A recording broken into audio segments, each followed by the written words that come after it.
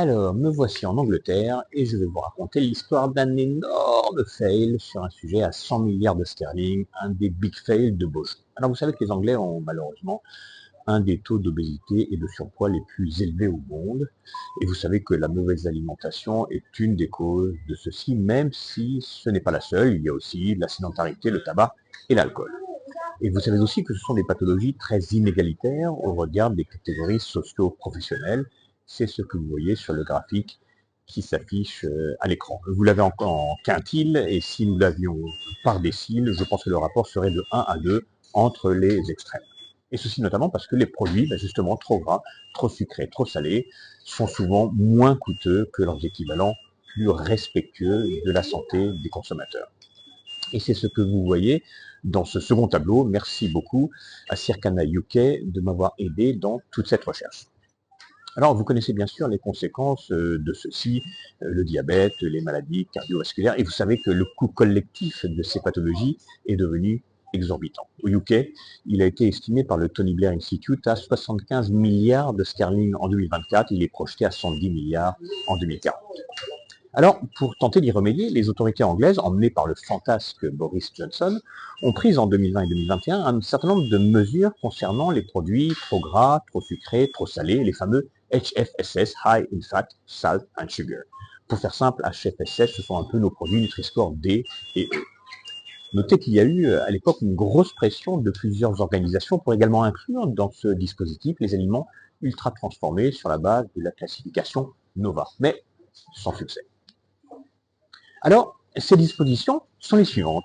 À partir d'octobre 2022, interdiction d'implanter des produits HFSS en tête de gondole, à proximité des caisses, à l'entrée des magasins et dans de nombreux emplacements dans leur site de vente online.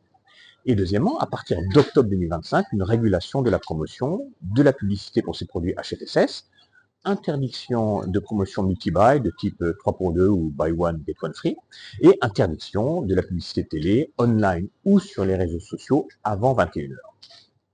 Alors, les autorités de santé anglaises, tout comme les associations de consommateurs, les ONG militant pour une meilleure alimentation des populations, ou les professeurs de marketing croyant dans le pouvoir de l'offre pour un monde plus durable, ont applaudi la décision anglaise, anticipant une baisse de la consommation des produits HFSS et donc un allègement à moyen terme de la pression sanitaire causée par la mauvaise alimentation. Certains industriels ont d'ailleurs tenté d'attaquer ces décisions devant la justice, mais ont été déboutés. Donc, ceci s'est mis en place. Et pour analyser les résultats et l'efficacité de cette régulation, Circana a comparé sur 5 ans l'évolution des ventes de produits HFSS entre l'Angleterre, concernée par le dispositif, comme ici, et l'Écosse et le Pays de Galles, non concernés par le dispositif. Eh bien, il ne s'est rien passé, ça n'a pas fonctionné. Vous voyez sur le graphique ci-dessous que les magasins anglais n'ont pas amélioré le profil nutritionnel de leurs ventes versus les magasins écossais ou gallois depuis octobre 2022. Donc, rien n'a changé. Les Anglais et les petites Anglaises se gavent toujours de trucs trop sucrés, trop gras et trop salés. L'obésité poursuit sa course folle et les dépenses de santé liées au diabète et aux maladies cardiovasculaires s'envolent. Alors, que s'est-il passé? Eh bien, juste qu'il y avait des trous dans la raquette. Je vous emmène visiter quelques magasins, vous allez voir. Alors, on ne peut plus implanter à l'entrée des magasins? Alors, les Anglais ont créé des espaces avant l'entrée des magasins et ont vendu aux industriels le lobby display. On ne peut plus mettre en avant des produits trop gras, trop salés, trop sucrés, sauf, va savoir pourquoi, les viennoiseries en vrac préparées dans le magasin. Alors là, vous voyez, c'est la fête à la brioche, aux donuts et aux cookies. On ne peut plus implanter en TG. Alors les Anglais ont inventé les side cap ends ou les cap side displays. Et les magasins en sont noyés. On ne peut plus implanter en caisse. Ce n'est pas grave. Les enseignes et leurs fournisseurs installent des box palettes à 2 mètres en retrait des caisses. Voilà, alors si je reviens sur des chiffres consolidés, c'est bien ce que Circana a constaté en ayant relevé un développement hallucinant du nombre de produits implantés en cap and side display, c'est le graphique que vous voyez à l'écran.